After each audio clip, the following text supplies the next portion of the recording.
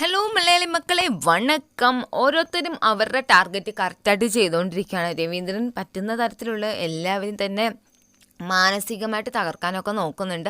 ഓരോരുത്തരെയാണ് കേട്ടോ നോക്കുന്നത് തന്നെ. ചിലവർ 2-3 പേര് ചേർന്ന് ഒരാളെ, അതേപോലെ തന്നെ ഒരാളെ അങ്ങനെ അവർ ഇന്ന ആളെ തകർക്കണം എന്ന് നമ്മൾ കഴിഞ്ഞ ദിവസത്തെ വീഡിയോയിൽ പറഞ്ഞിട്ടുണ്ട്. അവരുടെ കോൺഫിഡൻസ് അത് തകർക്കുക എന്ന് മാത്രം അവർ ചെയ്യുന്നുണ്ട് കേട്ടോ. രാവിലെ തന്നെ നമ്മൾ ടാസ്കിൻ്റെ ഭാഗമായിട്ട് തന്നെയാണ് കാണിക്കുന്നത്. എല്ലാവരും റെഡി ആയിട്ടുകൊണ്ടിരിക്കുകയാണ്. അപ്പം നമ്മുടെ അർണവ് വന്ന് സമുദ്രയോട് ചോദിക്കുകയാണ്, ജാക്ക് എങ്ങനെയാണ് അവളുടെ കളിയൊക്കെ എങ്ങനെയുണ്ടെന്ന് ചോദിക്കുമ്പോഴത്തേക്ക് എമോഷണലി ആയിട്ടാണ് അവൾ കളിക്കുന്നത്, അതാണ് അവളുടെ ഒരു ഇതെന്ന് പറയുകയാണ് നമ്മുടെ സൗന്ദര്യം. അപ്പോഴത്തേക്കൊണ്ട് വർഷം നീ അത് തന്നെയല്ലേ സിമ്പതിയല്ലേ ക്രിയേറ്റ് ചെയ്യുന്നത്, വീക്കെൻഡ് ആവാറാകുമ്പോഴത്തേക്ക് കരഞ്ഞോണ്ടിരിക്കും. അതെങ്ങനെ സിമ്പതി ക്രിയേറ്റ് ചെയ്യും? എനിക്ക് ദേഷ്യം വന്നാൽ ഞാൻ കരയും, എനിക്ക് കരയണമെന്ന് തോന്നിയാൽ കരയും, അതെങ്ങനെ സിമ്പതി ആകുന്നേ എന്ന് വർഷിനിയോട് സൗന്ദര്യം ചോദിക്കണം. അപ്പോൾ പിന്നെ ജാക്ലിൻ്റെ മാത്രമേ അങ്ങനെ അത് ഇമോഷണലി അത് അവളുടെ ഒരു ഗെയിം ആവുക എന്ന് വർഷിനി ചോദിക്കുകയാണ്. അതിൻ്റെ ബേസിൽ കുറച്ച് നേരം ചർച്ചയൊക്കെ നടക്കുന്നുണ്ട് കേട്ടോ. അത് കഴിയുമ്പോൾ അത് നാച്ചുറൽ ആണെന്നൊക്കെ നമ്മുടെ സൗന്ദര്യം പറയുന്നുണ്ട്. അത് കഴിയുമ്പോൾ ജാക്ലിൻ്റെ ഡാൻസറാണ്.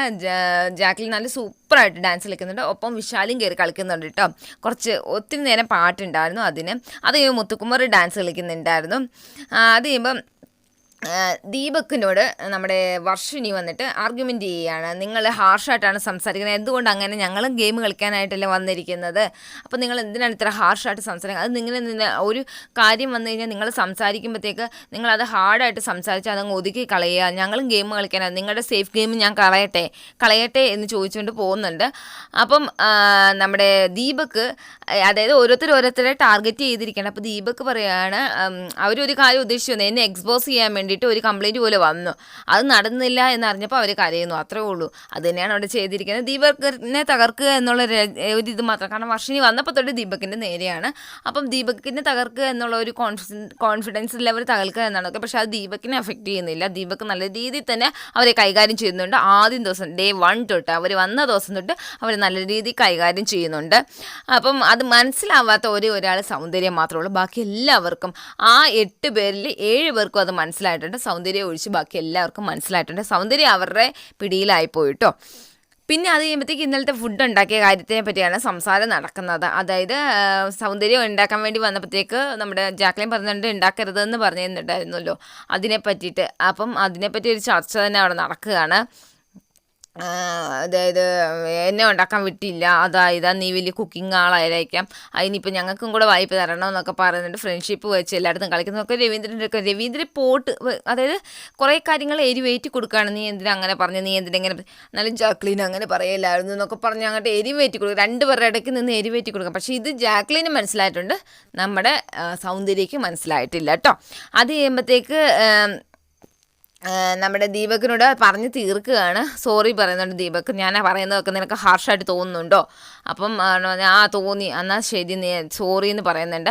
അപ്പം നമ്മുടെ റയാനും അകത്തിരുന്ന് പറയുന്നുണ്ട് അദ്ദേഹം അങ്ങനെയാണ് എന്ന് പറയുമ്പോഴത്തേക്ക് ഉടനെ വർഷിനി പറയണം, ഇല്ല, അയാൾ സേഫ് ഗെയിമറാണ്, അത് അയാൾ കുറേ ഹാർഡായിട്ട് സംസാരിക്കുന്നത്, നിങ്ങൾക്ക് ഇനിയെങ്കിലും മനസ്സിലാക്കിക്കോ എന്ന് പറഞ്ഞ് വർഷിനി ഇറങ്ങുകയാണ്. പക്ഷേ ആ സ്ഥലത്ത് നിൽക്കുന്ന റയാനും വിശാലുമാണ്. അവർ രണ്ടിനെ തെറ്റിദ്ധരിപ്പിക്കാൻ വേണ്ടി നോക്കുകയാണ്. പക്ഷെ അവർ രണ്ടിനെ തെറ്റിദ്ധരിച്ചിട്ടില്ല കേട്ടോ. അത് കഴിയുമ്പം അതായത് ഈ ഫ്രണ്ട്ഷിപ്പിനെ പറ്റി സംസാരം നമ്മുടെ ഫാറ്റ്മാൻ അവിടെ നല്ല രീതിയിൽ തകർക്കുകയാണ്. അതായത് നീ അങ്ങനെ ചെയ്തില്ലേ, നീ ഇങ്ങനെ ചെയ്തില്ലേ എന്നൊക്കെ ചോദിക്കുന്നുണ്ട്. പക്ഷേ ഏറ്റവും അവസാനം ജാക്ലിൻ ദേഷ്യപ്പെട്ട് എറിഞ്ഞിട്ട് പോയിട്ട് പിന്നെ ജാക്ലിൻ റയാൻ്റെ അടുക്ക കംപ്ലയിൻറ്റ് വേണം, ഞാൻ ഒരിക്കലും എന്നെ ഫ്രണ്ടാക്കുക ഞാൻ അവിടെ കാല് പിടിച്ചിട്ടില്ല, പക്ഷേ എനിക്ക് ഫ്രണ്ട്ഷിപ്പ് ഇഷ്ടമാണ്, അവൾ ആദ്യത്തെ ദിവസം ഒറ്റപ്പെടുന്നതെന്ന് അറിഞ്ഞപ്പോൾ തൊട്ട് ഞാൻ അവിടെ കൊടുത്തിട്ടുണ്ട്, പക്ഷേ ഇപ്പം എന്നെ ഇത്രയും നാളും അവളാണ് ഒറ്റപ്പെടുത്തിക്കൊണ്ടിരിക്കുന്നതെന്നൊക്കെ പറഞ്ഞ് ഒത്തിരി കരയുന്നൊക്കെ ഉണ്ട് കേട്ടോ. അത് കഴിയുമ്പോൾ ദീപക് ഡാൻസ് കളിക്കുന്നുണ്ട്. അതോടുകൂടി ആ ടാസ്ക് തീരുകയാണ് കേട്ടോ ദീപകിന്. അത് നല്ല രസമുണ്ടായിരുന്നു. ദീപകിന് സൂപ്പർ പറയുന്നത്, ഒരു രജനീകാന്തിൻ്റെ ഒരു കട്ടൊക്കെ ഉണ്ടായിരുന്നു. അതേ രീതിയിൽ തന്നെ ആ പടത്തിൽ എങ്ങനെയാണ് പടയപ്പേക്കകത്ത് രജനീകാന്ത് ഇരിക്കുന്നോ അതേപോലെയൊക്കെ തന്നെയായിരുന്നു. നല്ലതായിട്ട് എനിക്ക് കളിച്ച ഒരു എൻ്റർടൈനറായിട്ട് തോന്നുന്നത് ദീപകിനെയാണ് കേട്ടോ. അത് കഴിയുമ്പോഴത്തേക്ക് ഒരു ടാസ്ക് വരികയാണ് നമ്മുടെ ഡിസ്നിയുടെ. അതായത് ഡൈസർ ഉരുട്ടണം. നമ്മുടെ അവിടെ ഗാർഡൻ ഏരിയയിൽ ഒരു മാറ്റ് ഉണ്ടാവും, അത് കളിക്കണം. 3-4 പേര് നിന്ന് കളിക്കണം. കളിക്കണം. ഒന്ന് വീണാലേ എൻട്രി ചെയ്യാൻ പറ്റത്തുള്ളൂ. അതിനകത്ത് ക്യൂ കാർഡും പവർ കാർഡും ഒക്കെ ഉണ്ടാവും, അങ്ങോട്ടും ഇങ്ങോട്ടും നീങ്ങാനും ഒക്കെ ഉണ്ടാവും. പവിത്രയും മുത്തുക്കുമാറും ജാക്ലിനും ദീപക്കുമാണ് കേട്ടോ കളിച്ചത്. ഏറ്റവും അവസാനം ദീപക്കാണ് ജയിച്ചിരിക്കുന്നത്, ദീപക്കിൻ്റെ ഗ്യാങ്ങാണ് ജയിച്ചിരിക്കുന്നത്. അപ്പോൾ 1 ഇയർ ആയിട്ട് അവർക്ക് ഫ്രീ സബ്സ്ക്രിപ്ഷൻ കിട്ടിയിരിക്കുകയാണ് കേട്ടോ. അത് കഴിയുമ്പോഴത്തേക്ക് നമ്മുടെ A23യുടെ ക്യാപ്റ്റൻസി ടാസ്ക് ഉണ്ടായിരുന്നല്ലോ, അതിൽ ഏറ്റവും കൂടുതൽ മുന്നിൽ നിൽക്കുന്നത് ദീപക്കും വിശാലും അരുണും മുത്തുക്കുമറാണ് ഇപ്പോൾ ഉള്ളതിൽ വെച്ചിട്ട്. അപ്പോൾ അവർ 4 പേരും ഒരേ നിലയിലായതുകൊണ്ട് തന്നെ അവർക്കൊരു ടാസ്ക് വെക്കുകയാണ്. അത് ഗാർഡൻ ഏരിയയിലെ ഫസല് നമ്മൾ കംപ്ലീറ്റ് ചെയ്യണം. 4 ഫസൽ അറ്റ് സെയിം ടൈമിലുണ്ട്.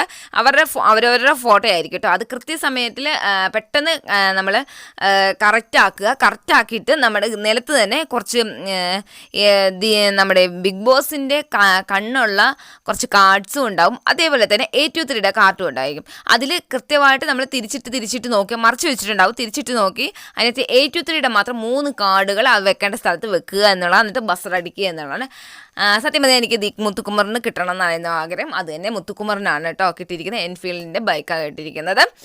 പിന്നീട് വന്നിട്ട് സാച്ചിനെ പറ്റിയിട്ട് നമ്മുടെ റയാൻ വന്നിട്ട് പവിത്രയോട് പറയുകയാണ്, അവൾ രാവിലെ കഴിച്ച ഫുഡ് എൻ്റെ പാത്രം അത് അങ്ങനെ തന്നെ ഇരിക്കുമായിരുന്നു, അവളോട് പറഞ്ഞതാണ് ബുദ്ധിമുട്ട്, അത് കഴിയുമ്പോഴത്തേക്ക് അത് കഴുകുക എന്ന് പറഞ്ഞതാണ് ബുദ്ധിമുട്ട്. പിന്നീട് അത് കഴിയുമ്പോഴത്തേക്ക് സോറി പറഞ്ഞിട്ട് അത് പറഞ്ഞുകൊണ്ട് തന്നെ കരയുകയാണ്.